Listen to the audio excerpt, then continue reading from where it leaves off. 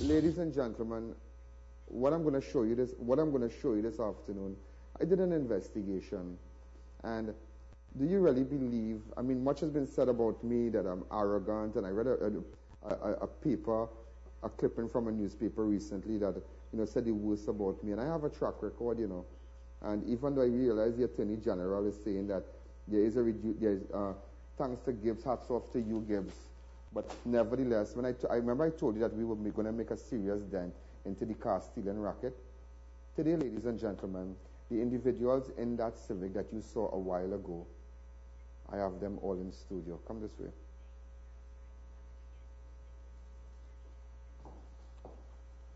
We're going to call the police and then they're going to come pick them up. Come.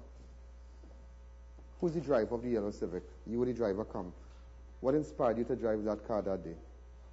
Well, all of us went to line. We have a problem with the cameras. Go ahead. Come closer. Right. Just come up a little bit. Come. Go ahead. Tell me. All of us went to line the night before. Go ahead. Tell me. And then after a while, coming back on my way in the morning, my father, we went to eat doubles. Is it true your father is a drug addict? Yes. You were the driver of the vehicle? Yes. Tell me something. You had stopped and you were speaking to Neil. Yeah. Right. So what inspired your father to take this woman's car when she drove off? Well, we didn't know he was going and take the car because we was talking. Them was talking to Neil. And after we just see he going in front and jumping in the car and take off. But you all were there harassing the woman before? So well, we did see she coming out of the car. And my partner who was sitting down in the front seat. Who's your partner who was sitting in the front seat? Well, he not here. He not there, okay. Yeah, he just switched she. And after she stopped and watched him, and after she gone with the car. And then after I just see my father walking up in front. Your father? Yeah. So it is alleged that your father is a drug addict. Yeah. And we see him walking up in front, and he had a bottle in his hand, and he fling it away, and he jump in the car. And he take off. And with that, we get frightened and we go. But what made you drive down that street that hour the morning 6:30? No, well, that is his brother. And he said, everyone check his brother. Okay. So you all had absolutely nothing to do with that? No. Was Neil aware of what was going to happen? Well, he was right there. So Neil was chatting with your dad? Yeah. Your dad knows Neil? Yeah. So before they took the car, what was the nature of the discussion? Well, them didn't discuss nothing because I was inside the car. You were the driver? Yeah, I was the driver. If we go back to the clip where he drove off the car, now if we could get back from where the gentleman walked into the car and they drove off, could we get back to that? There's that time when his father took the car. Imagine father and son. Now you had no. You're shocked to know that your father did this. Yeah. But he has your father has been before the courts on numerous times for possession of drugs and whatnot. Yeah. Okay. What have you to say? Where were you seated in the vehicle? I was at the back seat. You were at the back seat. Can we get a close up? Right. Go ahead. Here you have the Go ahead. Now, what you are seeing here, the woman leaving, driving the vehicle into the. Now, this is your father going there. So you had no. This is your dad. Okay. And this, right? Okay. Okay. Now, it's just a rerun of, just to get the viewers. This is your dad going there now. So, how do you describe this? No. It's like you are a fugitive. Huh? Tell me, where were you seated, sir?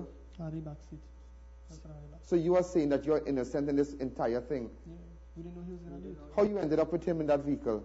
Well, three of us was lining up with this and thing, and we say we go in Caranas, right? Right. Both of any of you has matters before the courts?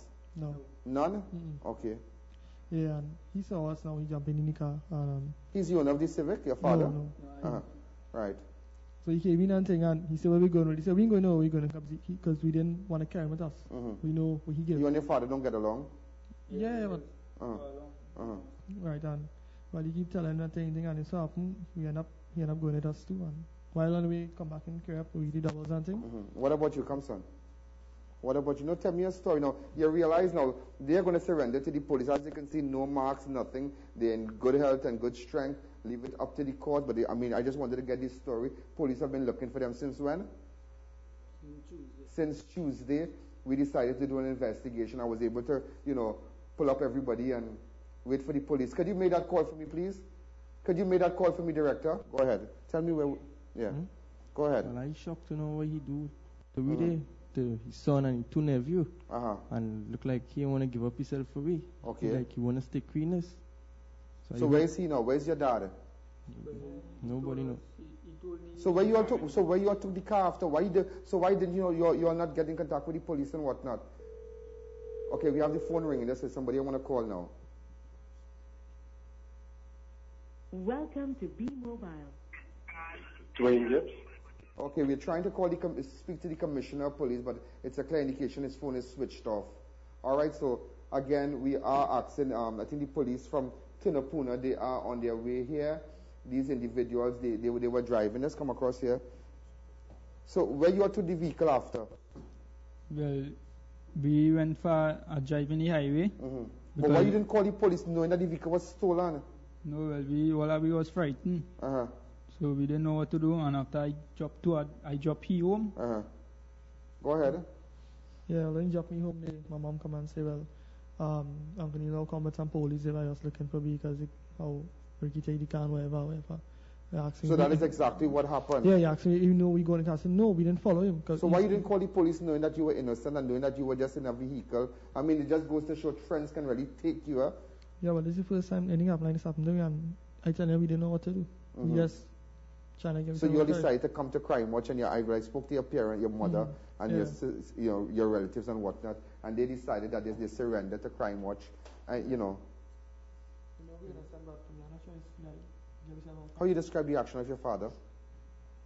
Well, I was well frightened and things, so I say like you want me go in jail for you because I didn't know what to do, and when we looking for him. Is this your first experience with respect to stealing vehicles and whatnot? Yeah.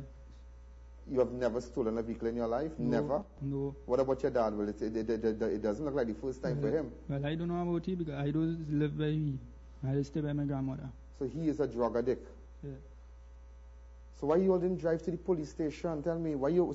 So what you started to do when you saw that? Oh, you have a tattoo of a cross here?